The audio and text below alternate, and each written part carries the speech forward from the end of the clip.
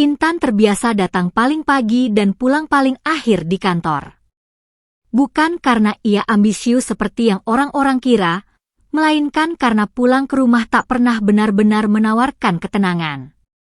Kantor justru menjadi tempat paling stabil dalam hidupnya, penuh rutinitas, target, dan tenggat waktu yang jelas. Semua itu lebih mudah dihadapi daripada perasaan kehilangan yang masih mengendap diam-diam di dadanya. Gadis berhijab itu duduk di meja kerjanya, jemari lentik mengetik laporan bulanan dengan ketelitian tinggi. Penampilannya sederhana, jauh dari kesan mencolok. Hijabnya selalu rapi, bajunya longgar, sikapnya tenang. Banyak rekan kerja yang mengaguminya, namun tak banyak yang benar-benar mengenalnya. "Tan, kamu dengar nggak?" Rani menyenggol lengannya pelan. "Dengar apa?" jawab Intan tanpa menoleh. "Manajer kita diganti. Katanya mutasi dari cabang besar. Masih muda. Dan ganteng," tambah Rani penuh penekanan. Intan tersenyum tipis, nyaris sinis. "Kita kerja buat dapat gaji, Ran. Bukan buat wajah." Rani tertawa, menyerah. Bagi Intan, perubahan manajer hanyalah perubahan struktur. Tak lebih. Ia sudah terlalu sering belajar bahwa berharap pada manusia seringkali berujung kecewa. Maka ia memilih bersikap netral, cuek, dingin, dan terasa aman. Ruang rapat utama mendadak terasa sesak. Semua karyawan duduk rapi, menunggu pengumuman resmi. Intan berada di barisan tengah, mencatat agenda tanpa minat berlebih. Hingga pintu terbuka, dan seorang pria melangkah masuk bersama direktur regional. Langkahnya tenang. Posturnya tegap. Jasnya jatuh sempurna di tubuhnya yang tinggi. Wajahnya bersih, rahangnya tegas, sorot matanya tajam namun tenang, tipe lelaki yang tak perlu bersuara keras untuk terlihat berwibawa. Intan mengangkat kepala. Dunia seperti berhenti. Jantungnya berdegup terlalu keras, seolah ingin keluar dari dadanya. Nama itu muncul tanpa ia undang. Angkasa. Pria yang berdiri di depan ruangan itu adalah lelaki yang dulu selalu berdiri di seberangnya, di ruang kelas, di papan nilai, di podium organisasi. Angkasa memperkenalkan diri sebagai manajer baru divisi operasional. Suaranya stabil, sikapnya profesional. Namun ketika pandangannya bertemu dengan mata Intan, ada jeda singkat yang tak luput dari perhatian mereka berdua. Terkejut. Namun sama-sama pandai menyembunyikan. Tak ada sapaan personal. Tak ada reaksi berlebihan. Mereka bersikap seolah tak pernah saling mengenal. Namun bagi Intan, pertemuan itu seperti membuka kembali pintu yang selama ini ia kunci rapat-rapat. Intan saat menjadi mahasiswi adalah Intan yang datang dengan tekad sederhana, menjadi nomor 1. Bukan karena ia mencintai kompetisi, tetapi karena ia takut kalah. Ayahnya selalu berkata, "Kakakmu bisa. Masa kamu tidak?" Kalimat itu menjelma jadi cambuk. Maka ketika Angkasa muncul, cerdas, santai, selalu unggul, Intan melihatnya sebagai ancaman. Bukan karena benci, tapi karena takut. Mereka bersaing dalam segalanya. Nilai, proyek, organisasi. Pemilihan ketua BEM menjadi puncak ketegangan. "Kamu kenapa selalu memusuhiku?" tanya Angkasa suatu sore. Intan menatapnya dingin. "Aku nggak memusuhi. Aku hanya nggak mau kalah." Angkasa tak pernah tahu bahwa di balik ambisi Intan, ada gadis kecil yang hanya ingin diakui ayahnya. Dan ketika wisuda tiba, hidup Intan runtuh perlahan. Ayahnya divonis kanker. Harta habis. Rumah digadaikan. Ayahnya meninggal tak lama kemudian. Mimpi Intan ikut dikubur. Pagi itu, Intan datang lebih awal dari biasanya. Pintu lift hampir tertutup ketika sebuah tangan menahannya dari luar. Intan mendongak, dan jantungnya kembali berdegup tidak wajar. Angkasa. Pria itu masuk dengan langkah tenang. Aroma parfumnya samar, bersih, tidak menyengat. Angkasa berdiri di samping Intan, menyisakan jarak yang sopan, namun cukup dekat untuk membuat Intan merasa ruang itu mendadak terlalu sempit. Pintu lift tertutup. Hening. Ia berharap Angkasa tidak membuka percakapan. Ia tidak siap. Gimana kabarmu, Tan? Suara itu tetap sama seperti dulu. Tenang. Santai. Sedikit menggoda, seolah dunia tak pernah benar-benar mampu membuatnya goyah. Intan menelan ludah. Baik, jawabnya singkat, tanpa menoleh. Di kantor, panggil saya Intan saja. Angkasa tersenyum kecil. Masih kaku, ya. Intan akhirnya menoleh, tatapannya dingin. Aku serius. Kita profesional saja. Di depan karyawan lain, kita seolah tidak saling kenal. Angkasa mengangguk pelan. Aku mengerti. Namun di balik sikap tenangnya, Angkasa menyimpan banyak pertanyaan. Intan yang ia kenal dulu selalu berdiri tegak dengan ambisi besar. Gadis yang tak pernah mau berada di posisi kedua. Kini, Intan terlihat berbeda. Lebih diam. Lebih lelah.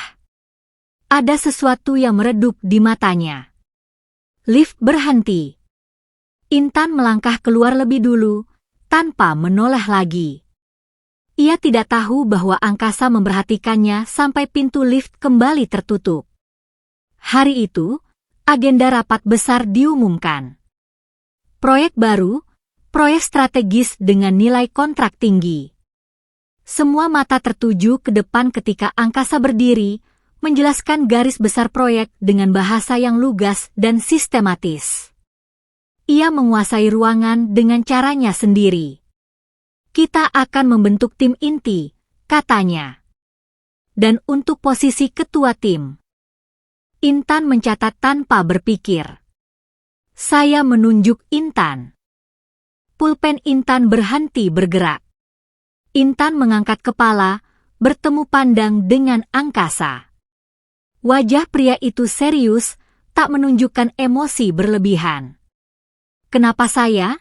Tanya Intan, berusaha menjaga suaranya tetap stabil. Karena kamu paling memahami alur kerja divisi ini, jawab Angkasa tenang. Dan karena kamu kompeten. Intan mengangguk, meski dadanya terasa sesak. Ia tahu, sejak detik itu, ia tak bisa lagi menghindar. Ia akan sering berhadapan dengan Angkasa. Hari-hari berikutnya berjalan cepat dan melelahkan. Rapat demi rapat. Diskusi panjang yang seringkali berakhir dengan lembur. Intan mengatur timnya dengan rapi, membagi tugas dengan adil, memastikan semua berjalan sesuai target. Ia bekerja seperti biasa, profesional, fokus, nyaris tanpa celah. Namun ia mulai menyadari sesuatu yang mengganggunya. Angkasa tidak pernah menjatuhkannya. Setiap kali ada kritik dari direksi, Angkasa berdiri di garis depan, melindungi keputusan tim. Setiap kali ada revisi mendadak, Angkasa ikut duduk bersama mereka, menyingsingkan lengan ke meja, ikut memikirkan solusi. Suatu malam, ketika jam dinding sudah menunjukkan pukul 10, Intan masih duduk di ruang rapat kecil, menatap layar laptop dengan mata lelah. Angkasa masuk membawa 2 gelas kopi. Minum dulu, katanya sambil meletakkan 1 gelas di hadapan Intan. Aku nggak minta, jawab Intan otomatis. Aku tahu, sahut angkasa ringan. Tapi kamu butuh. Intan terdiam. Ia ingin menolak, namun tangannya tetap meraih gelas itu. Kopi hangat mengalir di tenggorokannya, memberi sedikit energi. Aku pikir kamu akan. Intan berhenti, ragu melanjutkan. Akan apa? Akan mempersulitku. Seperti dulu. Angkasa tersenyum samar. Aku nggak pernah menganggapmu musuh, Tan. Dulu pun tidak. Kalimat itu menusuk lebih dalam dari yang Intan duga. Hari-hari setelah proyek berjalan setengah jalan terasa semakin berat bagi Intan. Beban pekerjaan memang besar, tetapi yang paling menguras tenaganya justru adalah pergulatan batin yang tak kunjung reda. Ia mulai sering terbangun di tengah malam, mimpi-mimpi tentang ayahnya datang silih berganti. Kadang ia melihat wajah ayahnya pucat di ranjang rumah sakit. Di kantor, Intan tetap berusaha terlihat baik-baik saja. Namun, angkasa melihat perubahan itu. Ia melihat bagaimana Intan sering menatap kosong setelah rapat. Sore itu, rapat berjalan alot. Beberapa keputusan proyek dipertanyakan oleh divisi lain. Nada suara mulai meninggi, dan Intan merasa kepalanya berdenyut. Ketika rapat akhirnya selesai, ia duduk terdiam, menatap layar kosong, napasnya tertahan. Kamu bisa pulang duluan? Suara angkasa terdengar dari ambang pintu ruang rapat. Aku yang bereskan sisanya. Intan menggeleng pelan. Ini tanggung jawabku. Angkasa menatapnya lama, lalu berkata dengan nada yang lebih lembut, tanggung jawab bukan berarti kamu harus mengorbankan dirimu sendiri. Kalimat itu membuat Intan terdiam. Ia terbiasa mendengar tuntutan, bukan kepedulian. Malam itu, hujan turun deras. Kantor mulai sepi. Intan masih duduk di mejanya, menatap laporan yang tak lagi bisa ia baca. Huruf-huruf di layar berbaur dengan air mata yang menggenang di matanya. Ia menunduk, mencoba mengatur napas. Namun tangis itu akhirnya pecah. Ia menutup mulut dengan tangan, bahunya bergetar. Selama ini ia kuat. Selalu kuat. Tapi malam itu, kekuatannya runtuh tanpa permisi. Langkah kaki mendekat. Angkasa berhenti di depan mejanya. Ia tidak langsung bicara. Hanya berdiri di sana, memberi Intan waktu. Lalu ia menarik kursi di seberang, duduk perlahan. Kamu nggak harus menjelaskan apapun, katanya pelan. Aku di sini. Kalimat sederhana itu seperti membuka pintu yang selama ini Intan jaga mati-matian. Ayahku meninggal, ucap Intan akhirnya, suaranya serak. Tak lama setelah aku wisuda. Angkasa menegakkan tubuhnya, mendengarkan. Dia sakit kanker. Stadium akhir. Semua cepat sekali. Rumah sakit, obat, kemoterapi, Intan tertawa pahit. Kami pikir uang bisa menyelamatkannya. Ternyata tidak. Tangisnya kembali pecah. Harta kami habis. Rumah digadaikan. Kami punya utang. Banyak. Intan mengusap wajahnya, berusaha menenangkan diri. Aku harus membantu kakakku melunasinya. Aku nggak punya pilihan. Angkasa tetap diam, memberinya ruang. Aku punya mimpi, lanjut Intan lirih. Aku ingin punya usaha sendiri. Aku ingin berdiri di atas kakiku sendiri. Tapi semua itu terasa egois saat ayahku sakit. Ia menunduk. Dan setelah ayah pergi, aku kehilangan arah. Angkasa menelan ludah, dadanya terasa sesak mendengar cerita itu. Kamu tidak kehilangan arah, katanya akhirnya. Kamu memilih keluarga. Dan itu bukan kegagalan. Intan mengangkat wajahnya. Matanya merah, sembab. Tapi aku merasa kalah, bisiknya. Aku merasa gagal jadi anak yang dibanggakan. Angkasa menatapnya dengan sorot mata yang hangat namun tegas. Kamu tidak diciptakan untuk dibandingkan. Kamu berharga tanpa harus jadi nomor 1. Kalimat itu menghantam Intan lebih keras dari semua tuntutan ayahnya dulu. Sejak malam itu, hubungan mereka berubah. Tidak ada lagi jarak kaku. Tidak ada lagi basa-basi dingin. Mereka mulai berbagi hal-hal kecil, tentang hari yang melelahkan, tentang kopi favorit, tentang kebiasaan-kebiasaan sepele yang entah bagaimana terasa berarti. Angkasa sering mengantar Intan pulang ketika lembur.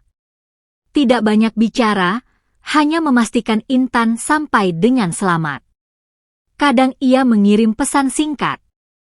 Sudah makan? Jangan lupa istirahat. Hal-hal sederhana yang membuat Intan merasa diperhatikan tanpa dituntut apapun. Namun di balik keakraban itu, ada perasaan lain yang mulai tumbuh, perlahan, diam-diam, dan menakutkan.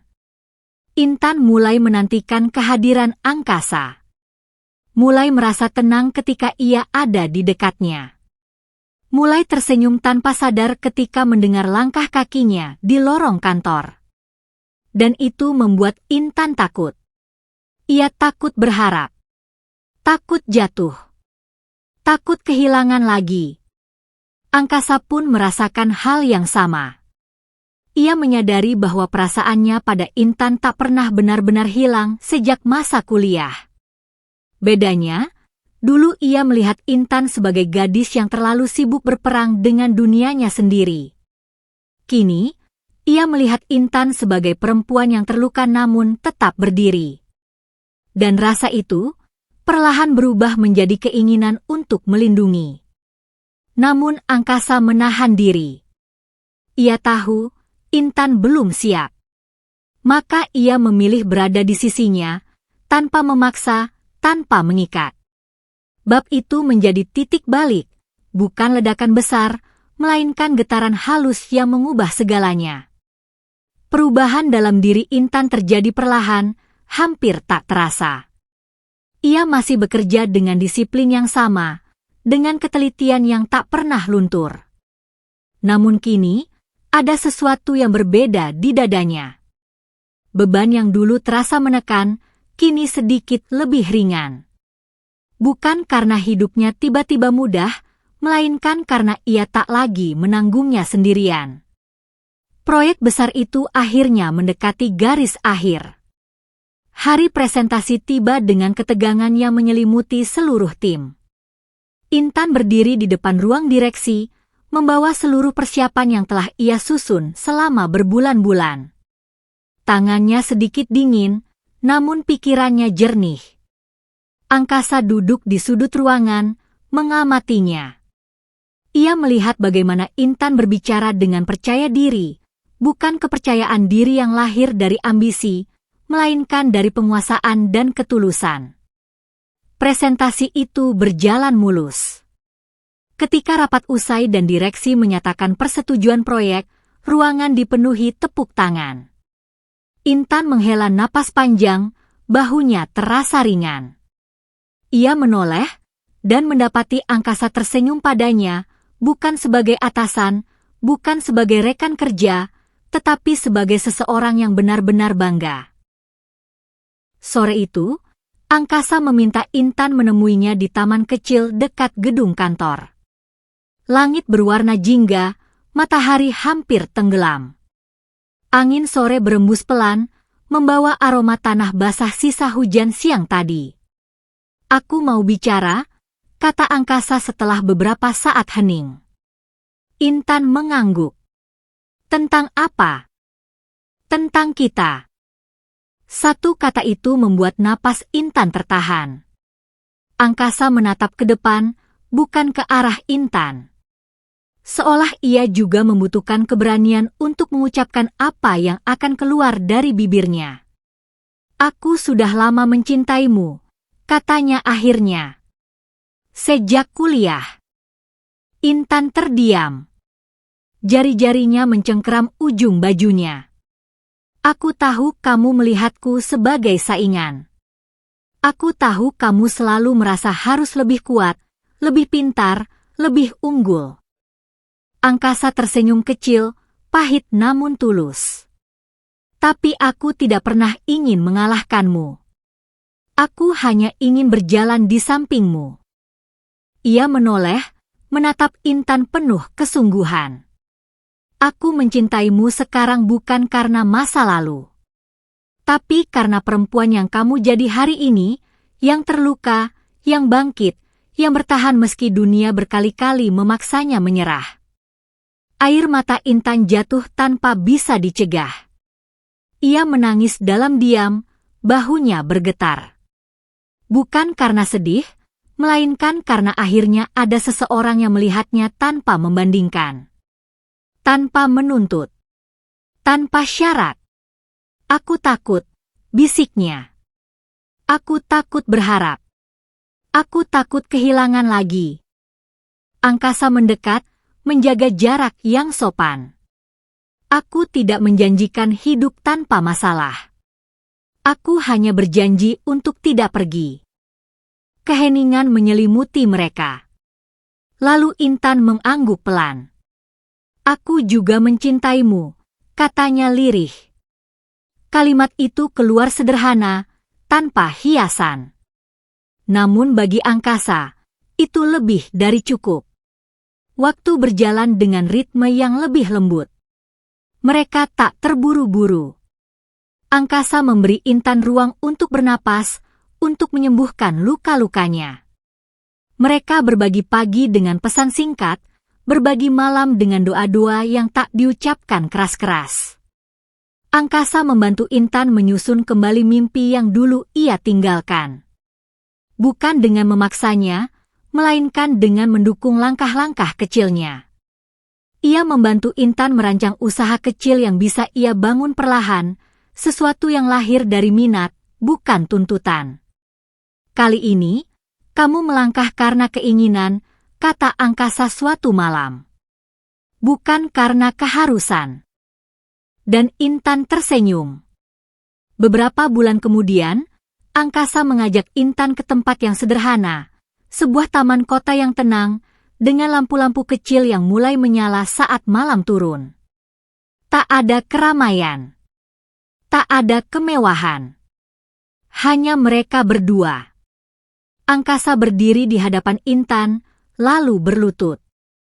Tangannya sedikit gemetar saat ia membuka kotak kecil berisi cincin sederhana namun anggun. Intan, katanya pelan, seumur hidupmu, kamu selalu diajarkan untuk menjadi yang terbaik. Hari ini, aku tidak meminta kamu menjadi apapun. Aku hanya meminta kamu menjadi bersamaku. Air mata Intan mengalir deras. Aku tidak ingin kamu bersaing lagi, lanjut angkasa. Aku ingin kita saling menguatkan. Saat kamu lelah, aku ada. Saat aku goyah, kamu di sampingku. Intan mengangguk, tersenyum di tengah tangisnya. Iya, katanya mantap. Aku mau. Angkasa bangkit, menyematkan cincin itu di jari Intan. Untuk pertama kalinya, Intan menyadari sesuatu yang penting. Hidup bukan tentang menang atau kalah. Bukan tentang peringkat atau pembuktian. Melainkan tentang menemukan seseorang yang mau tinggal, bahkan saat kita tak lagi sempurna. Dan bersama angkasa, Intan akhirnya pulang.